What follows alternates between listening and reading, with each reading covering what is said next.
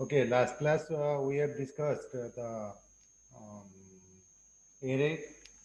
First, we have discussed variables, data types. Then we have discussed array. So today we'll continue that, and today we'll just briefly discuss the control statements. So using control statements, already you have done some programs which we have given in the lab assignment. So control statements like uh, your for loop, while, if statement, do while. These are the control statements. Okay. So, uh, like C programming, here also we are using different types of control statements. So, control statements are categorized into three types. So, you may note down shortly. There are three categories of control statements. One is selection statement, another is iteration statement, third one is jump statements. Okay. Yes, Swayam Prabha, any issue?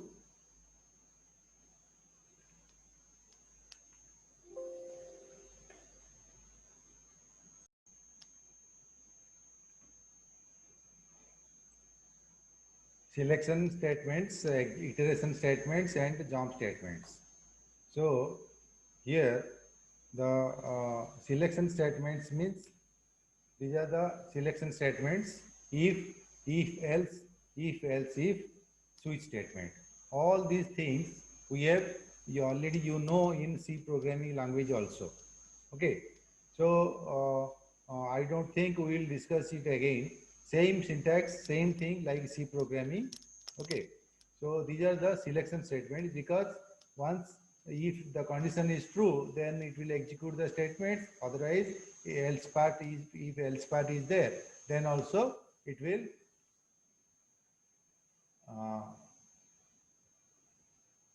uh, execute the else part. Okay. Next is the iteration statements. There are three iteration statements: while, do while, for. Okay. Using while loop, already you have done so many programs. So if the condition is true, while condition expression is true, then execute the statements which are written under while loop. So similarly, do while loop, if the so here the difference between while and do while is, in do while there are so many statements are written within do and while. So the condition, the expression will be tested at the end of the loop. Means once the execute, at least once it will execute whatever statements written within do while. Okay. Next is your for loop. This is also iterative statement. So this is like C program where it will start with a value of using a particular variable and increase the value if we repeat it each time, and every time it will check the condition. Okay, these are the three iterative statements, that is iteration statements. Next, jump statements. You know this already. The break statement, continue statement, return statement. Okay, break statement, to terminate the loop immediately. The continue statements, to continue the loop, means ignore the rest statement which is written inside the looping statement, and move the execution pointer to the beginning of the loop. Okay, so return statement is a statement which is normally written within inside a function. When you write return, it will return to the location calling function. From that point, it will return to the calling function. Suppose in C program, in a function, you have written return. Means suppose from main function you have called that another function. So from that sub function, it will return to the calling location. So here in Java, there is another method to jump in the jump statements, that is called exception handling. Exception handling is called how to handle the exceptions. Means when some exceptions occur, it will immediately move to the another point. Okay, that we will discuss at the end of this semester. Exception handling subject topic. Okay. Next, for practical point of view, we should discuss how to input the thing data in the Java. Okay, in Java, actually, like to print, we are using system.out.println or print. But in Java, there is no direct function to input, or direct, there is no method to input the data. Okay, here there is a here there is a class is there. We have to create that object. The input class is there, scanner class. Using that scanner class, we will create the object. Then to that object, we will take the data. Okay.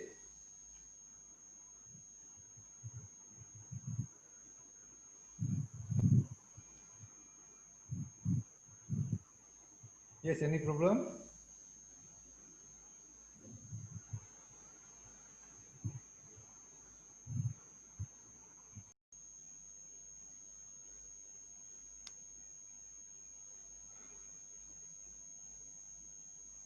Okay. So here, import java.util.scanner. This must be there in the every program because we will input the data. So in this main function, here I have taken three variables for testing purpose: int a, float b, string s. Three variables. You remember, just know a, b. This int, float are the predefined data types. String is a class which is used for using the string data. But remember, this string is not belongs to Java. It will not recognize by Java compiler, and it will use the predefined class, predefined package or predefined library, which is automatically imported when you compile the Java program.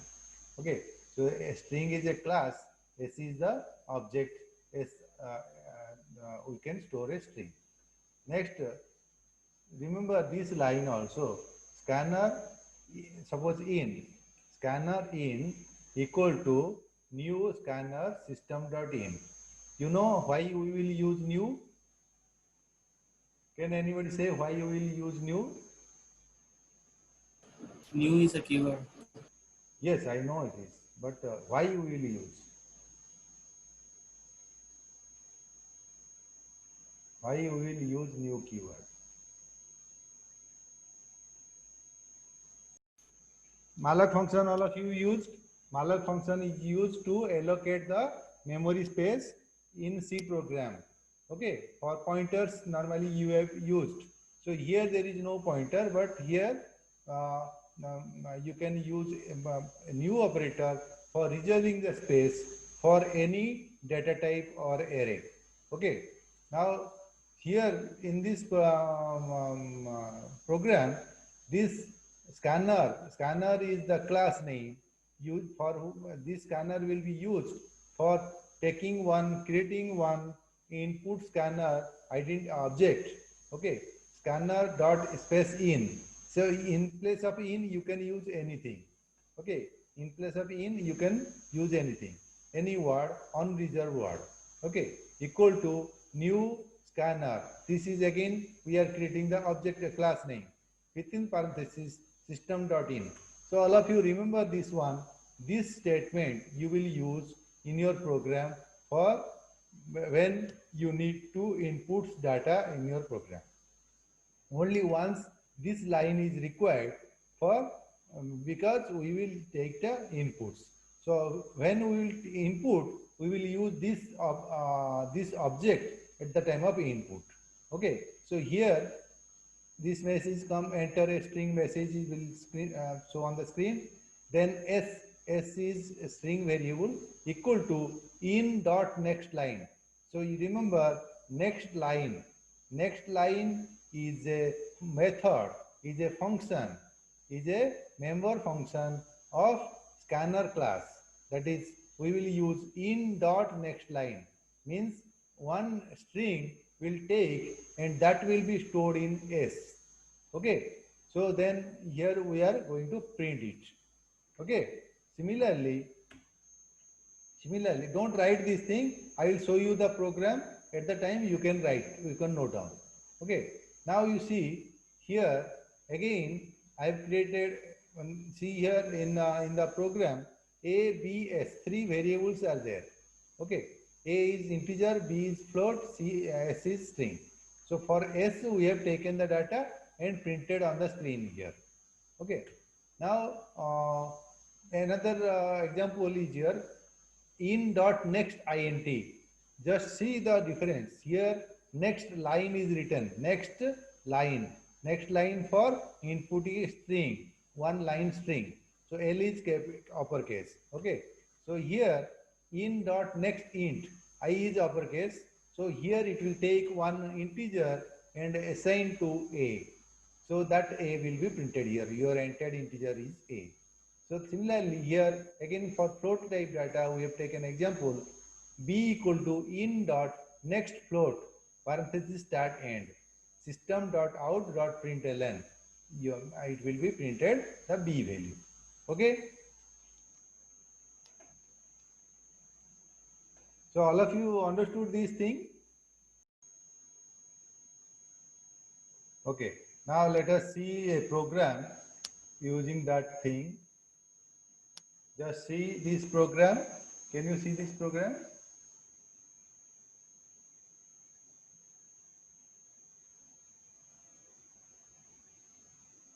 Can you see this program? Yes, sir. Or I will enlarge the font. Okay. Just see here. I have written two lines. This thing.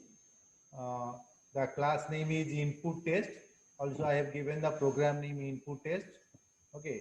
Inside this main function, I have taken two variables int var1, var2. Then he entered the value here. var1 equal to in dot next int. Okay. So this in is for input object. So here I can write suppose in 1, then I can also write in 1. Okay, no issue. Don't assume that always we will use in. You can take any word which is not reserved. Okay, which is not keyword. Okay, so here I have used in for inputting. So this line is only once required if you are going to input data inside your program. Okay, then once you have written this, then only you will use that object in dot next int for input integers, in dot next line for input strings. Okay, so just you see here, this is a program. Don't write this. I will give you time for writing this. Okay, just all of you see this. If any on any line, if you have any doubt, then you can ask me.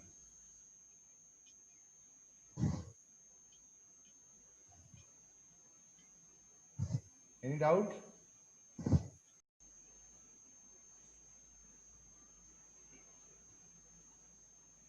Java C input test.java.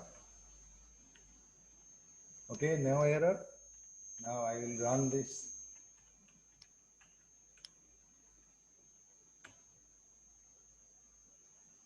It asks first for at line number 9.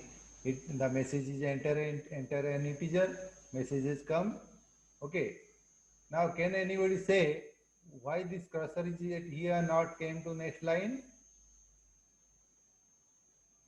println. Okay. Println is not used. Only Yes, print we is have used. used print. When we are taking the inputs, the cursor should be here, so we will use print. When our cursors need to move to the next line, then we will use println. Okay, next here for next int, it has waited. It is waiting. So now suppose I enter 10. So when I press enter key, the 10 will be stored in var1. Okay. Now just see another, enter another integer again. The var2 is suppose 20. Now after pressing enter key, the 20 will be stored in var2. So after that, so it should show the VAR1, then value, VAR2, then value. Okay, 10, 20. Then as per our thing, our concept, it should ask the data for S. Okay, a new string data for S. Okay, now just see the magic. Is it asked? No, it has not asked. VAR 110, VAR 220, enter string message come, but it has not asked. In C programming also you might have seen when you are inputting a numeric data and next we are going to input a string data, then it simply ignores. What you are doing at that time? Can anybody say?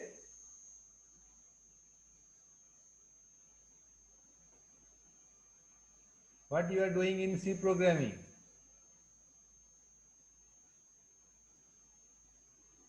Say speedily, unnecessary recording is going on now. In Java, what we will do say because here after pressing 20, the enter key is trying to store in S. So actually in C, Java, every programming language there is a problem in memory. So when you are pressing enter key, that is stored in the memory buffer. So that buffer data will be received by next string variable. Okay. So instead of accepting data from the keyboard, it stores the data, buffer data in the string instead of keyboard. Okay. So for that, there is a method. Here you see, I have written in dot next line. I have not assigned anything, this in dot next line thing to any variable. Just I have written in dot next line. In dot next line means it will receive the new line character and store not, it will not store anywhere. Then another in dot next line will take the input string and store in the C. See here, I will compile this again.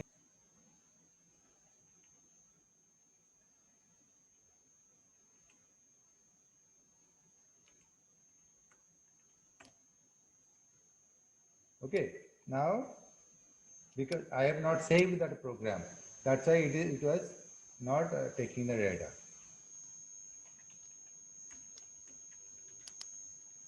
Okay, test of string I have entered. Now the 11, 12 is showing and test of string also showing. So now you can note down this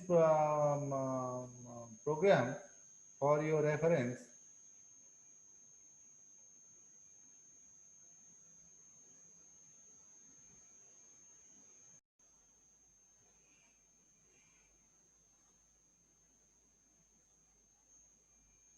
Okay. Next, so this is about the input data. So similarly, if you write next float means for inputting you need to use this line number 2. This input java.util.scanner line statement must be there, and inside the main function, if some inputs are there, so you need to declare the object first using like this, and that object here I have used in, object name is in, that object of class type scanner, so that is used for inputting the data. So when you are taking that in dot next line, in dot next int, in dot next float for inputting the data, and left side you will use one variable where it will assign the inputted data. Okay, understood? So now actually today I was expecting to shift to Java class object thing concept, but already time is over. So